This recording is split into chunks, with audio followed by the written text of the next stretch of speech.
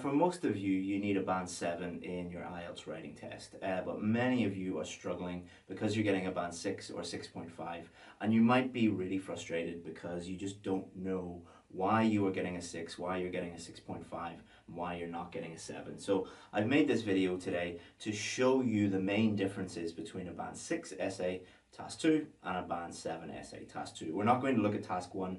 That's a different video I'll make on a different day. So my name's Chris Pell from IELTSadvantage.com. You can go to IELTSadvantage.com and find all the stuff that you need for task 1 if you want to look at that. But let's look at task 2 today.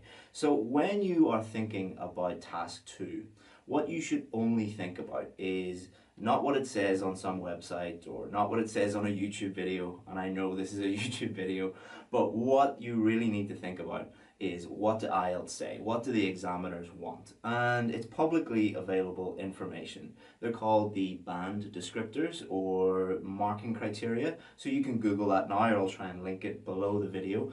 And you can go and look at the difference between band 6 and band 7. And these are the same criteria that the examiners use to mark your essays. Lots of people think that it's subjective and it just, whatever the examiner's mood that day determines your band score.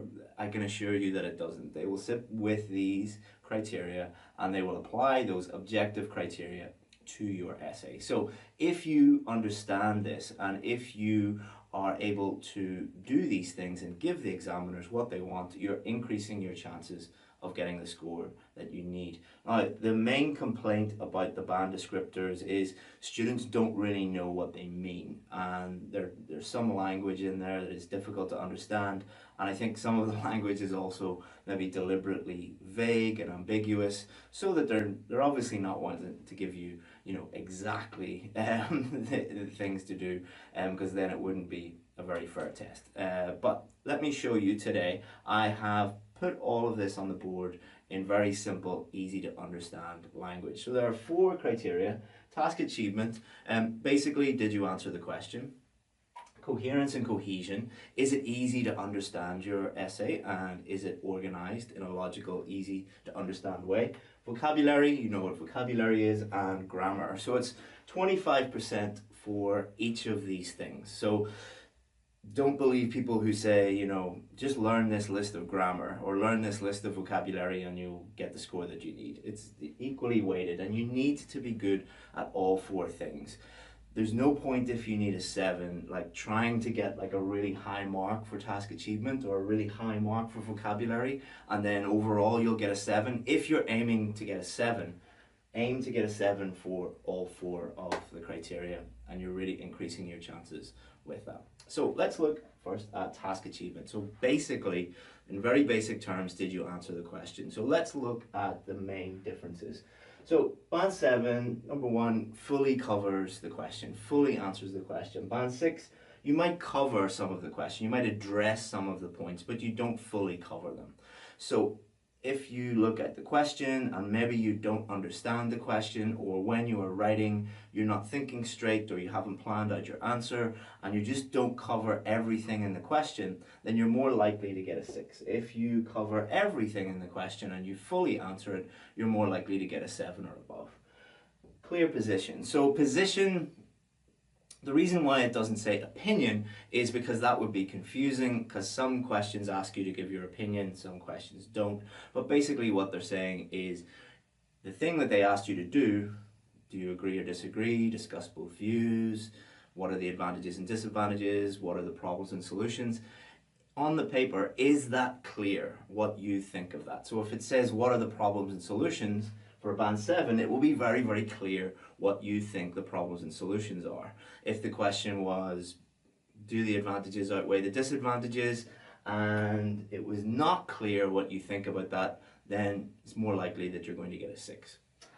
The final thing is, did you develop your main ideas? So if it says something like, do you agree or disagree? You're probably going to have some main ideas that help you prove your point. Let's say you agree, let's say you disagree. You're probably going to have a number of different points that help support your answer. So at band 7, you're going to develop those ideas, you're going to explain why you think them, support them with examples. Band 6, you might have developed your ideas kind of, but not fully. You might, maybe your explanations were a little bit vague or too general, or your examples just didn't make sense or weren't very effective, or you just didn't really do a good job at all with your development. So developing your main ideas is really crucial to getting a 7 or above. So that's task achievement in simple terms. Second thing, coherence and cohesion. Is it easy to understand what you have written? Is it logically organized? So first thing, paragraphing. Band 7 or above will always have very logical, easy to understand, nicely arranged paragraphs. Band 6, paragraphs may not be arranged logically. All right. A good way to think about this is it easy to understand for the reader? Make it easy for the reader, make it easy for the examiner to understand your paragraphing and to understand your essay. Cohesive devices, so these are sometimes called linking words or linkers, things like in conclusion, in my opinion, however, furthermore, these words that link things together in your essay. So cohesive devices in a Band 7 essay will be appropriate and they will be accurate. There might be some underuse or overuse, but overall it is very the cohesive devices you have used are accurate and appropriate. 6, cohesive devices, there will be inaccuracies. You might have used the wrong one. So for example, you would say furthermore, you would be adding a new point, but maybe you said however and then added a new point. It wouldn't be accurate to use that, or it would just be inappropriate. So a big thing that you see with Band 6 essays is they put cohesive devices at the start, middle and end of every single sentence. It's just inappropriate to use them that frequently. So accurate and appropriate cohesive devices, more likely to get a 7. Not using them correctly, you're probably going to get a 6 or below maybe. And finally, logical organization, or Band 6, illogical organization. Again, think about it this way. Is it easy to understand? The paragraphs that you have written, do they do the things that they're supposed to do?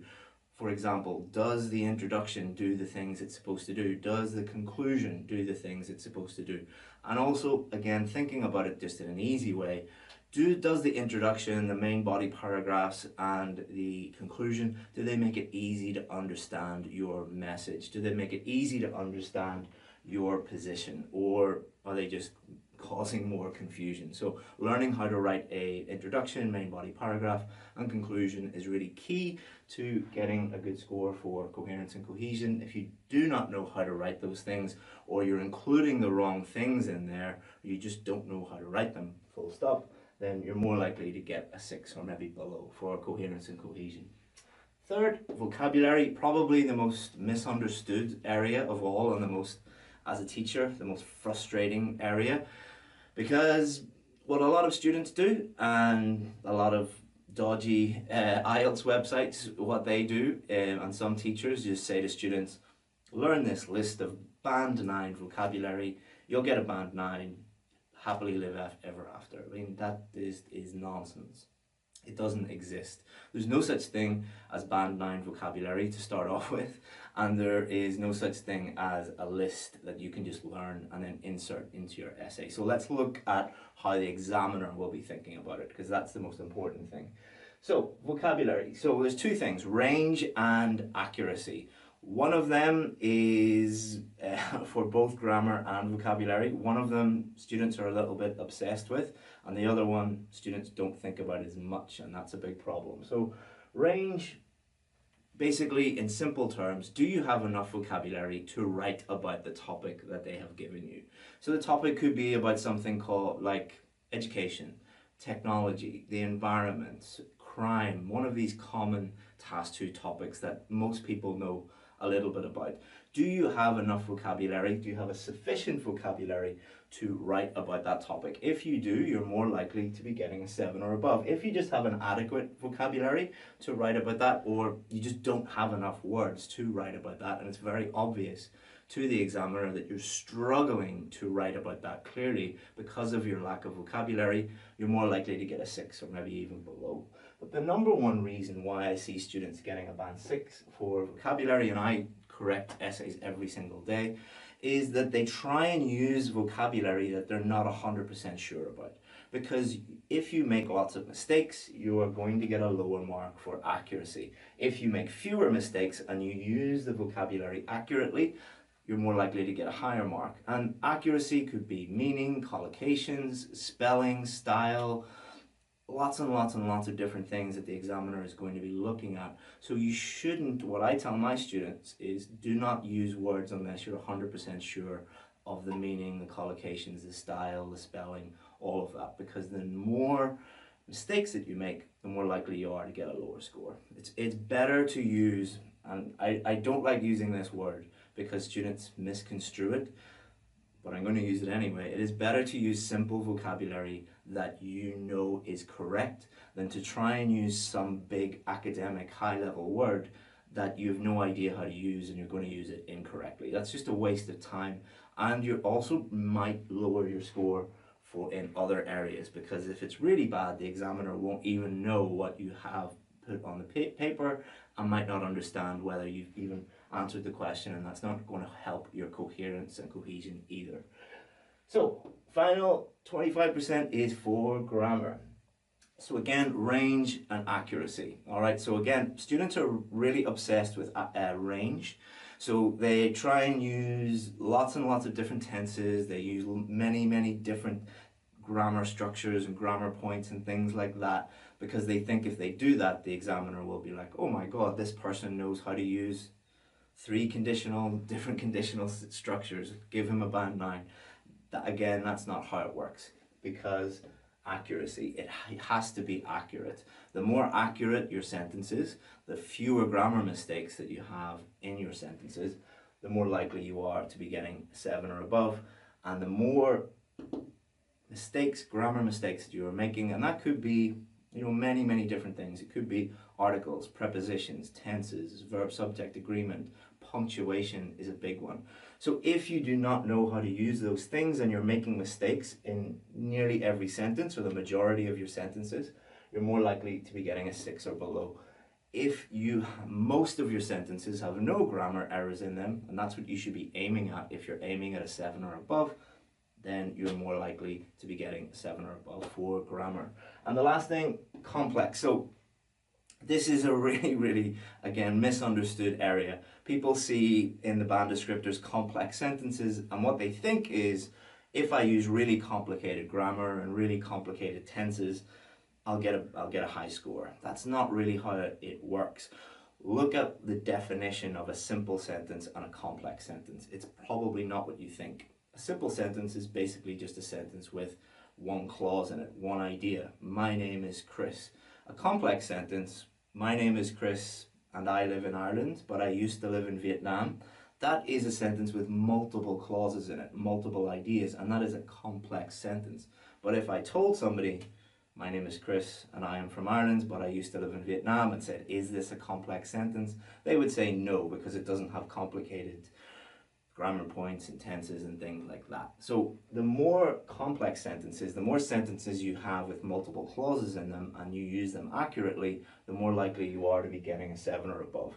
6 and below might try some complex sentences, but you're far more likely to have mistakes in them because you do not know how to use complex sentences. Okay, so that is a summary of, in very simple basic terms, of the differences between a band 6 and a band 7 essay. On the day of this video, we will have 3 days before our new course, our new mini course, IELTS Essay Builder. And what it plans to do is to show you how to build an essay, the introduction, main body paragraphs, and the conclusion into a band 7 essay. And we're going to show you how to do that. And it's just $1 for 6 days. So a 6-day mini course for $1. I'm going to show you how to do that. I'll link it below this video. It's probably the best course we've ever made, and we're only allowing 3,000 people into there. And so be quick if you want to join us. If you're watching this video after the 16th of November, I think is the date, it'll be over. So forget about what I'm saying right now.